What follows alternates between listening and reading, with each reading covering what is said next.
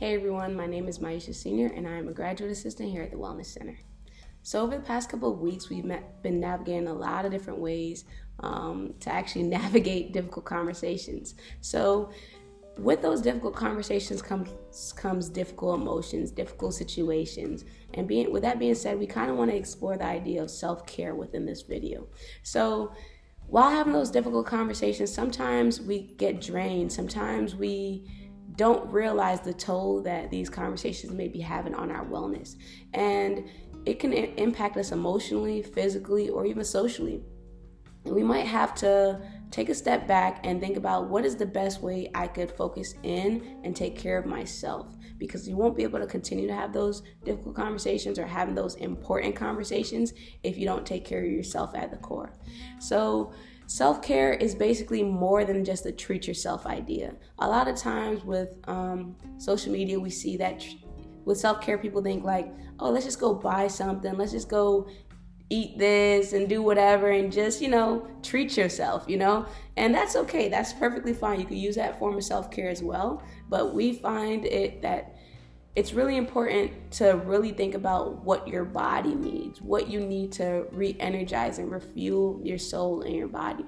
So with that being said, I want to explore different ways that we can explore self-care. So self-care looks different for a lot of different people. So I wanted to give a couple different ways that we could kind of focus on self-care with physical, emotional, and social skills. So a first form of self-care that I technically enjoy is the physical self-care. So maybe sleeping. Maybe after a difficult conversation, you just feel so drained and just kind of just over it. And that's okay. I think it's important to take a nap or, take a break from maybe the world while just taking a nap after those difficult conversations. Maybe you want to go outside for a walk and get active or exercise, or maybe do yoga in the grass. Those are perfectly great forms of self-care techniques that you could use anywhere. We don't need anybody or anything. You just go outside, walk, and even maybe while on the phone, sometimes people find it helpful when talking about important things to walk around and walk outside and kind of get some fresh air so you can stay, grounded. Another form of self-care could be taking a shower.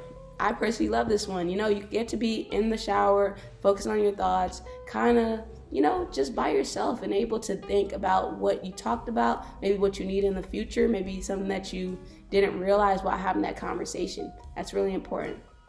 And then another way is maybe just moving your body in a silly, joyful way. That's like, I just did this little shimmy and that made me happy already. So I believe that, even just moving your body in a joyful way could actually boost your physical feelings of just life. It could rejuvenate yourself.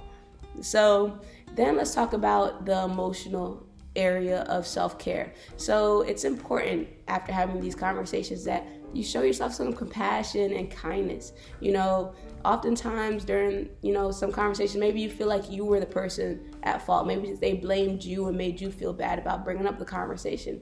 You have to show yourself compassion and kindness, and maybe that conversation was really important to have. And even though the person may not have received it well, it's important for you to take that step outside of your comfort zone and to do that. So you have to show yourself compassion and kindness and be okay with whatever the results may have been and whatever happened. And then another form of emotional self-care could be journaling. A lot of emotions may have came up. Maybe you were angry, maybe you were sad, maybe it turned out a lot better than you expected. It's good to take that time after that conversation to write down your feelings. It's proven that when you get those feelings out on paper, it helps you to kind of release them.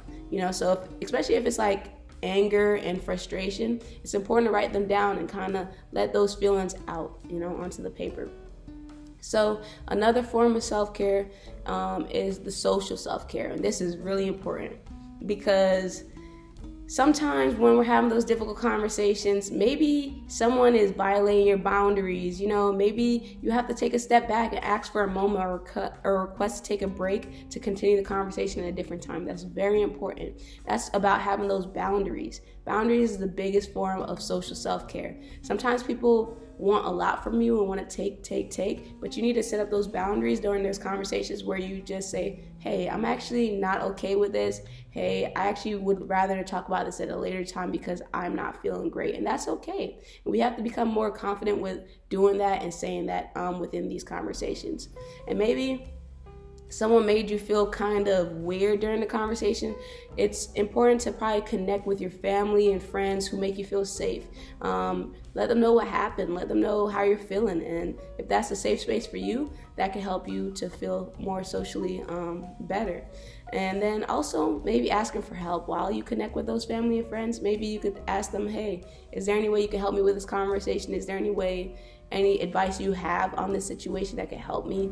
That's important as well too. And if you just might be just tired of all socializing things, maybe just spend some time alone. That's okay too. Spend some time alone and just relax in your room or wherever you may be, and maybe just listen to music and just have that personal time. That's important as well. So those are the 3 different forms of self-care, which is physical, emotional, and social, that we've covered. And as a reminder, no matter the form of self-care that you choose, we need to make our focus primarily on being self-aware and paying attention to your emotions and listening to your body to identify what it needs after or during these difficult conversations. So hopefully this video was helpful and you were able to get some good self-care tips, and I hope to see you next time. Thank you for watching. Bye.